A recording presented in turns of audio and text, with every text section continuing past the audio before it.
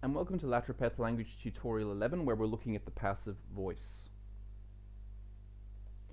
The passive is a grammatical construction where the object of an active sentence appears as the subject in the equivalent passive sentence.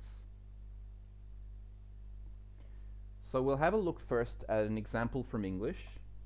We've got a basic simple sentence here: the man reads the book, and we've got the subject and the object illustrated there.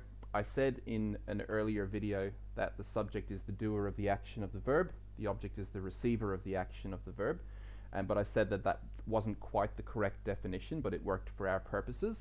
When we get into the passive, that's where it can become a bit confusing.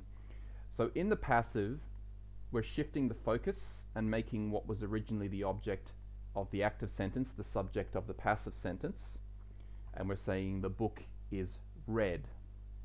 And we can include the agent who was the subject of the original sentence and say by the man. So the book in the passive sentence is the subject. Obviously the book is not the doer of the action of the verb, it's still the receiver of the action of the verb. So that's where our original definition of subject and object runs into a bit of trouble. I'm not going to go into the reasons why, but if you just accept that in the passive sentence what was the object of the active sentence in this example becomes the focus shifts, and it becomes the subject of the passive sentence. So it allows you to shift the focus. For whatever reason, passive is a very common structure in the languages of the world. Now we've got a more complex but still fairly simple sentence in English. The man gives the dog food. So we have a subject, a verb, an indirect object and a direct object. The food is actually what's being given, the dog is the recipient of the food. So we've got the man gives the dog food, and that is the active sentence. Now if we want to shift the focus to the indirect object and make it the focus and create a passive to accommodate that, we can say the dog is given food by the man. So now we've got another example in English of an active and an equivalent passive. So we've got Tim ate in the house. So we've got a subject and we have what we would call a prepositional object, but basically it's an object introduced by a preposition, and the whole thing is really talking about the location of the activity. So Tim ate in the house. So if you want to make the house the focus of the sentence, you can also create a passive out of it, and you can say the house was eaten in. Now the next example illustrates how you can have some restrictions. So different languages restrict passive in different ways. So this is an example of creating a passive that would not really be acceptable in English. So if you look at the active sentence and you say Tim saw the fox in the forest, and what we want to do is we want to make the forest the focus of the sentence. So to accommodate that, we're going to convert it into a passive. We're going to attempt to, and say the forest was seen the fox in, and you could say by Tim at the end. Either way, that doesn't work in English. So in Latropeth, it would be fine. You can create a passive like that. English has a boundary there where you can't transcend it. So now let's have a look at passives in Latropeth. So there are three basic kinds of passive in Latropeth, conveyed by a verb prefix. So there's a dynamic passive, for which the prefix is tayum. The book is being sold, so essentially it's happening as we speak. We have a state of passive conveyed by the prefix suha, which is talking about a state where it's essentially already passed, so the book is sold. And then an inceptive passive, for which the prefix is posa, and that indicates that the action is commencing. The action of the passive is commencing, so the book starts to be sold.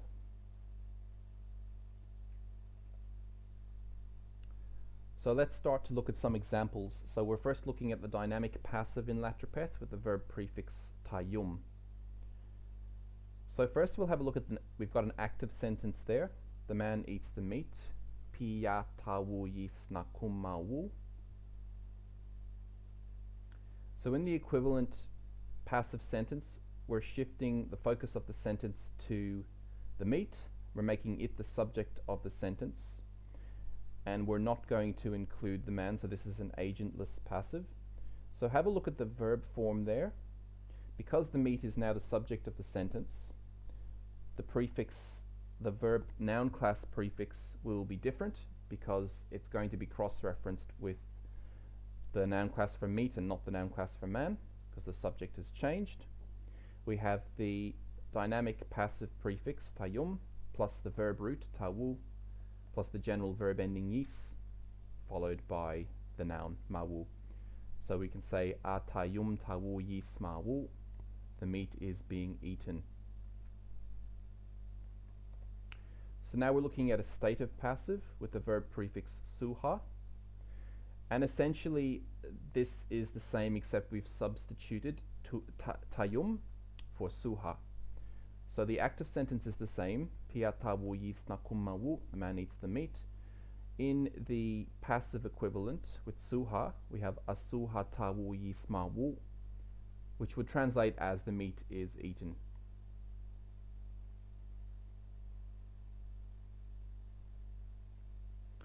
So here we have the same sentence passivized again, this time using posa for the inceptive passive, and we have aposa tawu yismawu. So in this case it would mean the meat starts to be eaten. That's inceptive passive.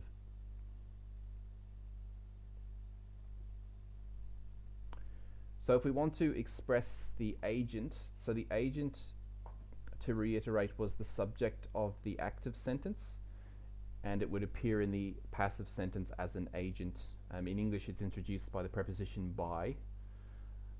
In Latropeth it's yemem, so yemem plus agent. So we've got Pia tawu yisnakumawu, which is the active sentence again, the man eats the meat, and we have atayum tawu yismawu yemem nakum. So we have a dynamic passive there. The meat is eaten by the man, and we've included the agent yemem nakum, by the man. So that would translate as the meat is being eaten by the man. Other passive structures in Latropeth. So let's have a look at making a passive for the indirect object. So again, let's have a look at the example in English first. So we have an active sentence there. The boy gives the squirrel nuts. The boy is the subject. The squirrel is the indirect object, the recipient of the nuts, and the nuts are the direct object, what's being given. In the equivalent passive sentence, we're shifting the focus to what was originally the indirect object and making it the focus of the sentence and creating a passive saying the squirrel is given nuts by the boy. So how do we construct a passive like this in Latropeth, a passive of the indirect object? So you probably want to pay close attention here. So we've got tayum, which is the verb prefix. Now that could be suha, could be posa, depending on what kind of passive you wanted to construct, a dynamic, a stative, or an inceptive. Here we've got tayum plus the verb root, so that's vr. It just means the main component of the verb that actually expresses the action, followed by a suffix. So that's attached to the end of the verb root, which is yema. That's specifically when you're making a passive that's based on the indirect object of the equivalent active sentence. The direct object of the active sentence, which was nuts, is going to appear in the passive sentence preceded by pewa, which is just a preposition. And then if you want to include the subject of the original active sentence, which would be the boy, you can include that as an agent in the passive sentence preceded by yemem as before. So first we've got an active sentence here. Piasuya na yis balum tifa yemaboye. The boy gives nuts to the squirrel. Just have a look at the constituents there. You've got the verb, gives, the boy, subject, tifa, the nuts, object, yemaboye, to the squirrel, the indirect object. Now in this passive we're shifting the focus to the squirrel, the recipient of the nuts, therefore the indirect object of the active sentence, and we're making that the subject of the passive sentence. So we're passivizing an indirect object. So because the squirrel becomes the subject in the passive sentence, the noun class prefix on the verb will change, because na is the noun class prefix that corresponds to squirrel.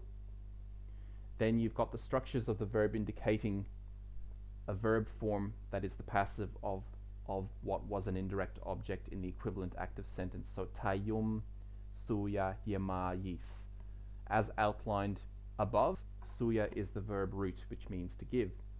Then you've got the boye, the new subject in the passive sentence.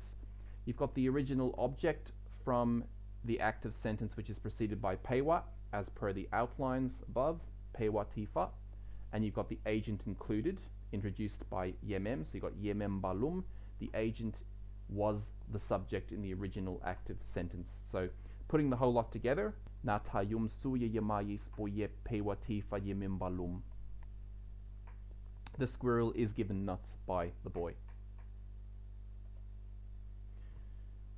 So let's have a look at some other passives here. So this is where we're passivizing something. We're passivizing a noun that's introduced by a preposition in an active sentence. So as you will remember from our lesson on prepositions, prepositions are words like in, on, over, above, under. So basically what you do to construct a passive out of a noun that was introduced by a preposition in the active sentence, to shift the focus to that noun in the passive sentence, you have again the prefix, passive prefix. So in this case we're using tayum for a dynamic passive, plus the verb root, plus whatever the prepositional form was in the active sentence, that gets integrated into the verb form of the passive sentence. Now in this example we're using kuyu, which means in. So here's an active sentence, pia tawu yis kuyu yahi. So P is the noun class prefix for person. So because the person is not included here, it could mean he or it could mean she.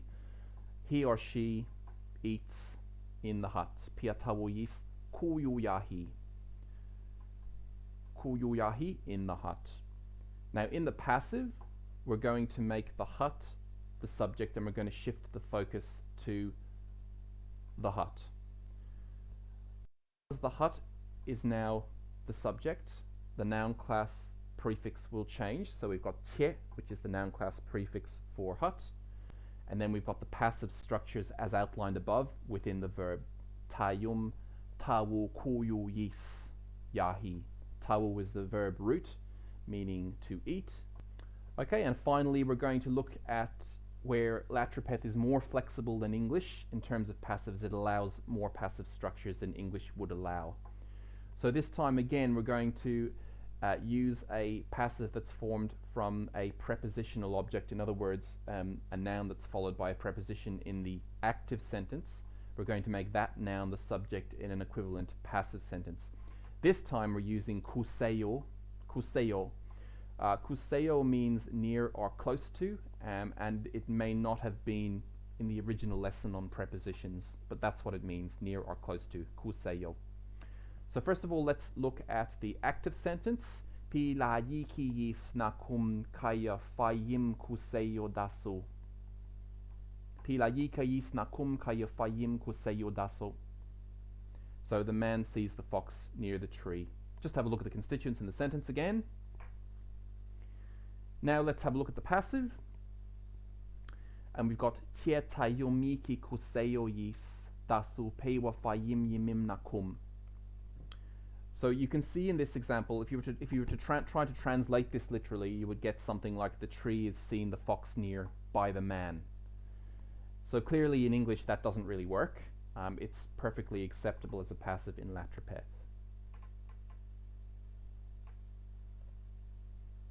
Thanks for watching.